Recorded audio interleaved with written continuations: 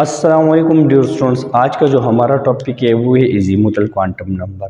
इससे पहले हमने क्वांटम नंबर्स के हवाले से बात की थी और साथ में उसका जो पहला टाइप आ रहा था प्रिंसिपल क्वांटम नंबर, उस पर हमने बात की थी, जो हमारे यूट्यूब चैनल साइंस रूम पर आप लोगों को अपलोड किया गया है, वहाँ पर आप लोग उसको देख सकते हैं। तो आज हम पढ़ेंगे क्वांटम नंबर का दूसरा type azimuthal quantum number. Dear student, azimuthal quantum number होता क्या है, अज़ीमुतल क्वांटम नंबर हम क्यों पढ़ते हैं, इसका मेन रोल क्या है, तो हम इसको यहाँ पर पढ़ते हैं। तो dear student, azimuthal quantum number को सबसे पहले हम एंगुलर मोमेंटम क्वांटम नंबर भी कहते हैं। इसके अलावा इसको हम सेकेंडरी क्वांटम नंबर और ऑर्बिटल शेप क्वांटम नंबर भी कहते हैं। इसके अज़ीमुतल क्वांटम नंबर की ये 3 जनरली और नाम्स है, जिस पर अक्सर सवाल आ सकता है कि write a detail note on orbital shape quantum number और what is mean by orbital shape quantum number, जिसमें अक्सर स्टूडेंट कंफ्यूज हो जाते हैं।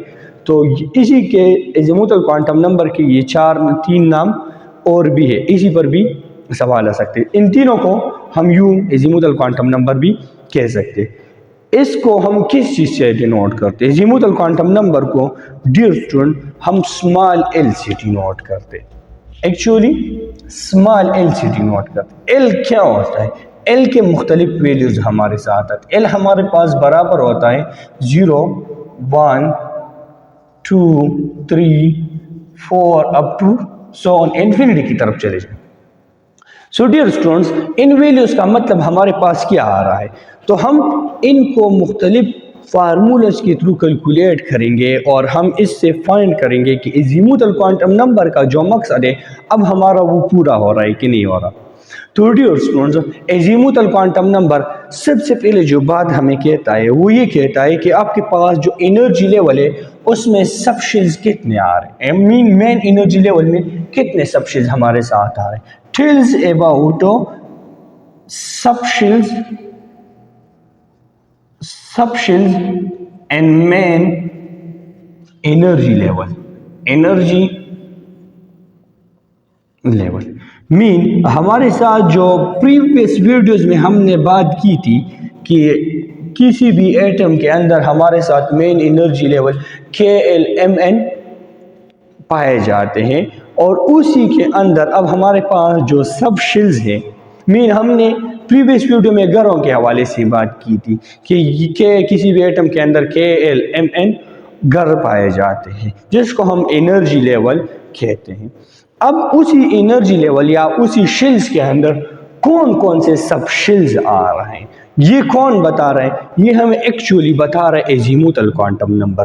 अब अज़ीमुतल क्वांटम नंबर में हम ये फाइंड किस तरह करेंगे, किस फार्मूले से हम इसको फाइंड करेंगे? जनरली कैलकुलेशन हम उसके लिए यूँ करेंगे कि हमारे पास एल की वैल्यू यूँ आ जाएंगी।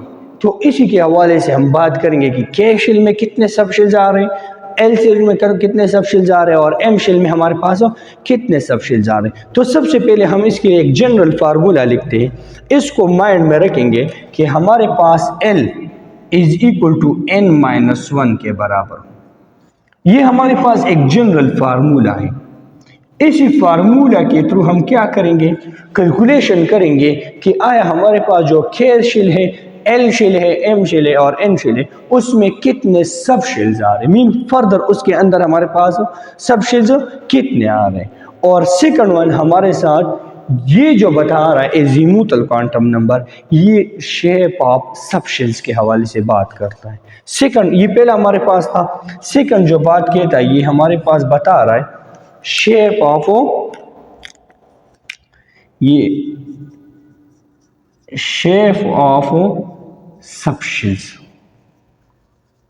सब शेल्स के हवाले से हमें बात कर रहा है। तो डियर स्टूडेंट्स, हमारे साथ 4 सब शेल्स है। कौन कौन से 4 सब शेल्स कौन कौन से? पहले हमारे पास है S, फिर P आएगा, फिर D आएगा और F आएगा। ये 4 सब शेल्स होंगे।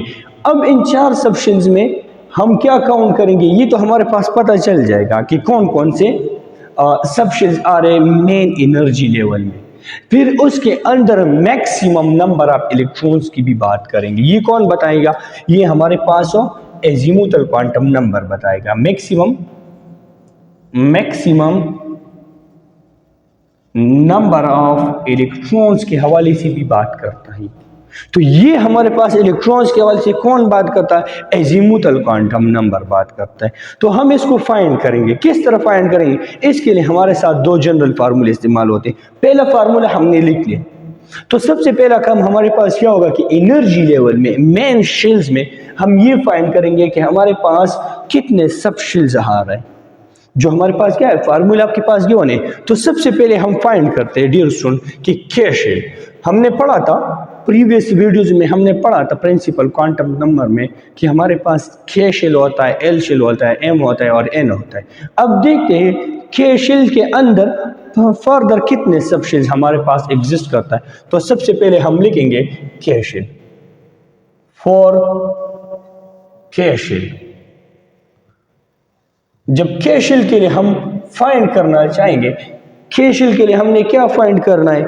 सब शेल्स फाइंड करेंगे। सब शेल्स कौन से फार्मूले के लिए फाइंड करेंगे? कौन से फार्मूले के थ्रू फाइंड करेंगे? जो हमने फार्मूला लिखा है n-1, इसी फार्मूले के थ्रू फाइंड करेंगे। तो डियर स्टूडेंट्स, हमने ये पढ़ा था कि के शेल जो हमारे पास आता है, ये पहला शेल आता है। जब के हमारे पास सबसे पहला शेल आता है किसी भी एटम के अंदर, तो ये फॉर के n इज इक्वल टू कितना होगा? 1 होगा।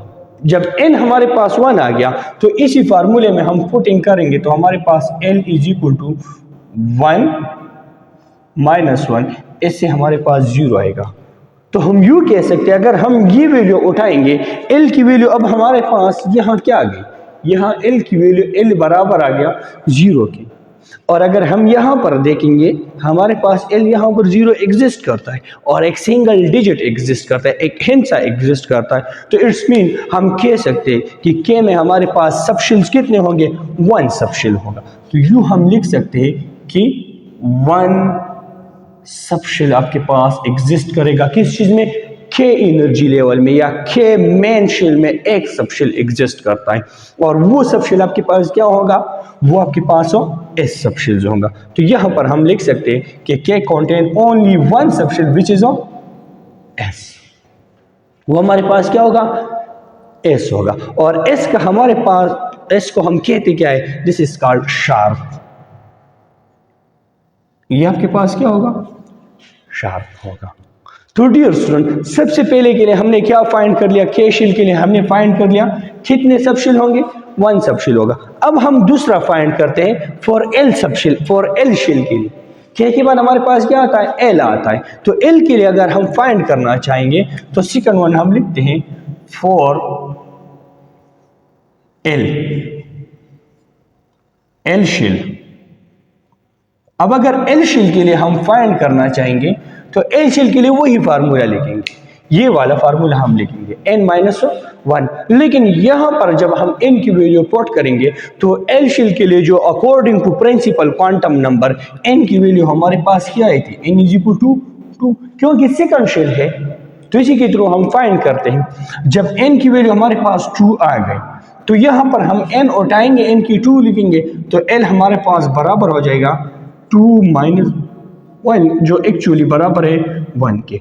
अब यहां पर हम काउंट करते हैं। अक्सर स्टूडेंट क्या गलती करते हैं? यहां पर 1 आ गया, तो जहां पर मैंने एजीमुथल क्वांटम नंबर की वैल्यूज लिखी है, ये वाली वैल्यूज जो मैं मेंशन करता हूं बार बार, ये वाली वैल्यूज जो मैंने लिखी है, ये इसलिए लिखी है कि अब हम ये देखेंगे कि 1 तक कितने वैल्यूज हमारे पास आ रहे, कितने डिजिट्स आ रहे, कितने हिंसे आ रहे।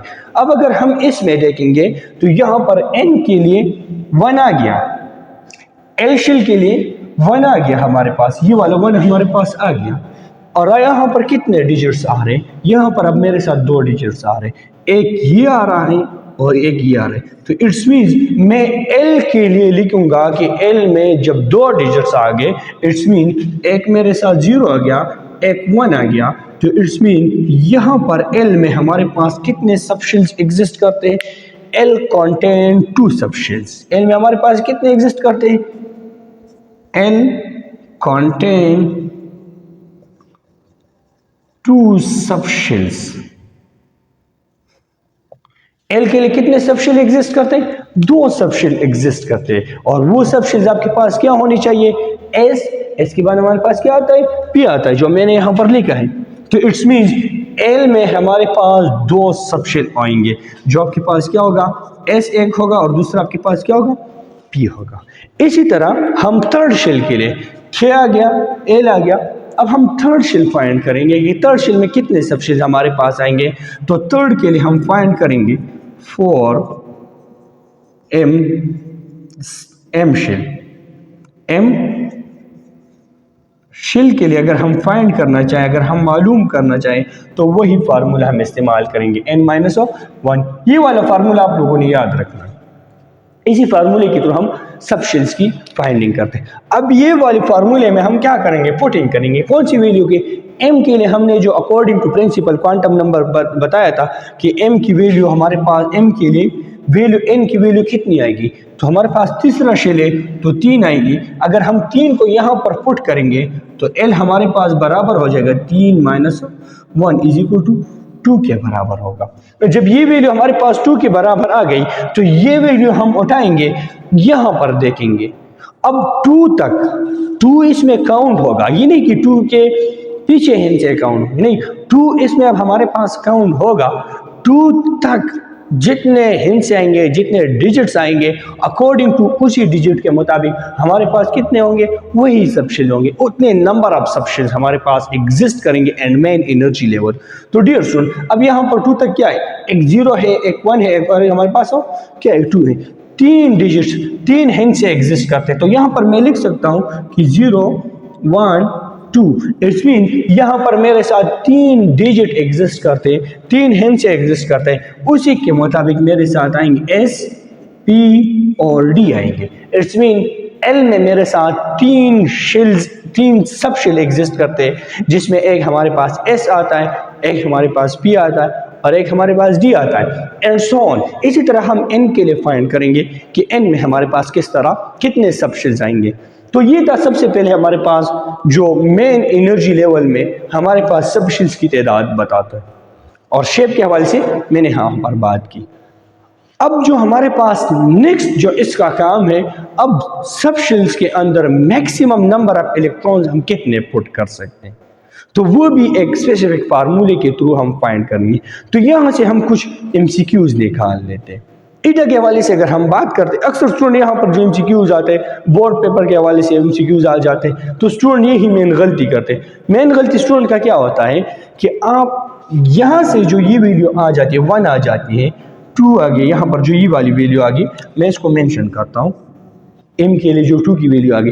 अक्सर यहाँ पर क्या करते हैं कि 2 को काउंट नहीं करते, तो अक्सर यूँ आ जाते हैं MCQs कि आपके पास m शेल में, मतलब m शेल में और m एनर्जी लेवल में, एनर्जी लेवल में the number of subshell is MCQs हमारे पास आ जाते हैं। तो यहाँ पर स्टूडेंट क्या गलती करते हैं, अक्सर ये मिस्टेक, ये चीज़ भूल जाती है, 2 को काउंट नहीं करते। तो अक्सर स्टूडेंट क्या चीज़ काउंट करते हैं, 1 0 को काउंट करते हैं और 1 को काउंट करते हैं, तो डायरेक्टली क्या लिखते हैं, 2 लिखते, जो एक्चुअली गलत है। तो क्या लिखना होगा, सबसे पहले ऐसे MCQs को सॉल्व करने के लिए आपने ये चीज़ टेबल याद रखना होगा। ये कुछ इनसे एक वैल्यूज है, एक डिजिट है, डिजिट क्या है, एस में 0 इंक्लूड है, हालांकि कोई वैल्यू नहीं है, लेकिन यहाँ पर 0 इंक्लूड है, जिससे हम सिर्फ और सिर्फ ये मेंशन करते हैं कि कितने नंबर आपके पास क्या है, एग्जिस्ट करता है, कितने नंबर ऑफ सबशेल्स इसके में आ जाते हैं किसी भी मेन एनर्जी लेवल में, जिसकी वजह से हमारे पास क्या होगा, यहाँ पर हम डायरेक्टली पुट करेंगे। तो वैल्यूज आपके पास क्या होंगे, एक ये चीज़ आप लोगों ने याद रखना, ये टेबल, और दूसरा आपने होगा ये वाला फार्मूला जो मैंने स्टार्ट में लिखा, ये वाला फार्मूला आप लोगों को याद होना चाहिए, क्योंकि इसी फार्मूले के थ्रू हम नंबर ऑफ सबशेल्स फाइंड करेंगे। तो अगर ये वाला फार्मूला याद हो और आपके पास ये वाली भी वैल्यू हो, KLM तो तीसरे नंबर पर आता है, 3 पुट कर ले, 3 - 1 2 आ जाता है, 2 तक कितने हिंस आते हैं, 0 1 और 2 आते हैं। तो आप डायरेक्टली पुट कर सकते हैं कि यहाँ पर हमारे पास क्या आएगा, 3 सबशेल्स होंगे, 3 सबशेल्स हमारे पास होगी। अब ये तो हमने फाइंड कर लिया, अब ये काम तो हमारा हो गया। अब हम maximum number of electrons find करेंगे कि हमारे पास SPD और एफ में कितने मैक्सिमम नंबर ऑफ इलेक्ट्रॉन आएंगे, इसी के हवाले से अब हम बात करेंगे। अब डियर स्टूडेंट्स, यहाँ पर हम बात करेंगे कि हमारे पास मेन एनर्जी लेवल में तो सब शेल्स की हमने बात कर ली। अब हमने मेन एनर्जी लेवल में कितने नंबर ऑफ जो सब शेल्स आते हैं SPDF, उसमें कितने मैक्सिमम नंबर ऑफ इलेक्ट्रॉन हम फिल करेंगे। तो उसके लिए हम एक फार्मूला और फार्मूला लिखते हैं, एक ही वाला फार्मूला हमने लिख लिया। तो for electrons finding, for electrons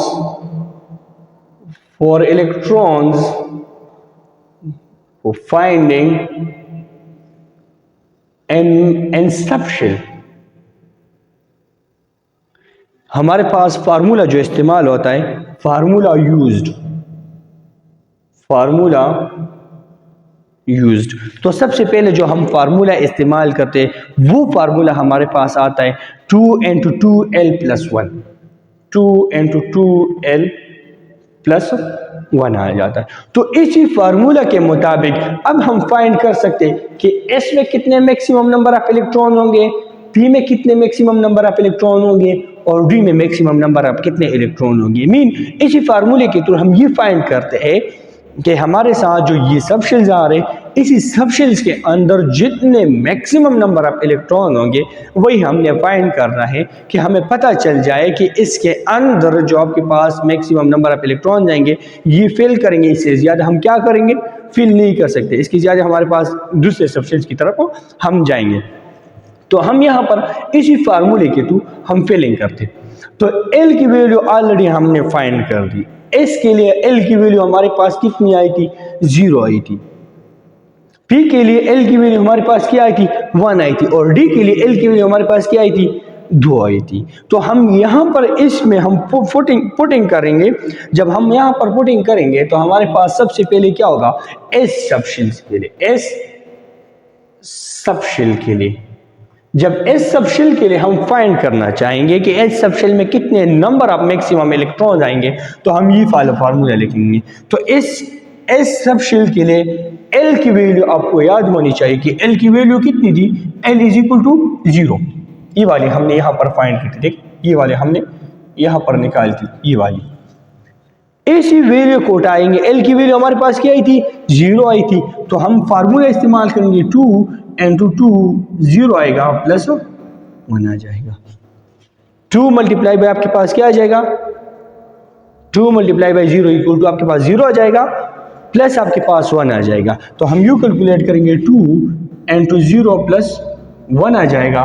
0 + 1 आपके पास 1 के बराबर हो जाएगा। 2 × 1 आपके पास बराबर होगा 2 × 1 इसकी किस चीज़ के बराबर आएगा, 2 आएगा। इट मीन्स कि हमारे पास S सब शेल में मैक्सिमम नंबर ऑफ इलेक्ट्रॉन्स 2 होंगे।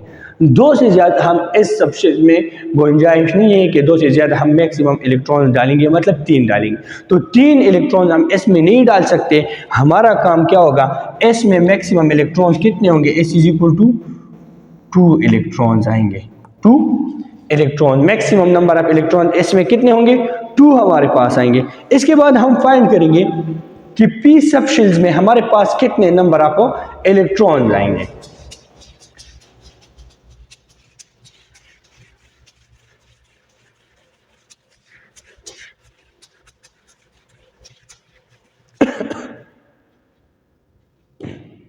अब अगर P सब शेल्स के लिए हम फाइंड करना चाहें, मीन यहाँ पर तो S के लिए हो गया, अब P के लिए हम फाइंड करते।